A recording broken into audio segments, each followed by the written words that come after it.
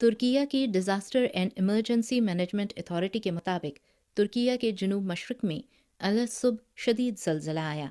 Media के मुताबिक ज़लज़ले से तुर्किया में अब तक कम अज़ कम 76 अफराद हलाक हो चुके हैं, जबकि शाम में हलाकतों की तादाद 237 हो चुकी है।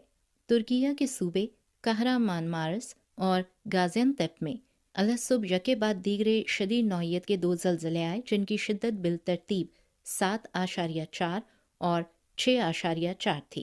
ज़लज़ले के झटके इतने शदीद थे कि ये करीबी सूबों में भी महसूस किए गए। अमरीकी जियोलॉजिकल सर्वे के मुताबिक ज़लज़ले की शिद्दत 7.8 रिकॉर्ड की गई है। तुर्किया के अलावा लबनान और शाम भी ज़लज़ले से मुतासर हुए हैं।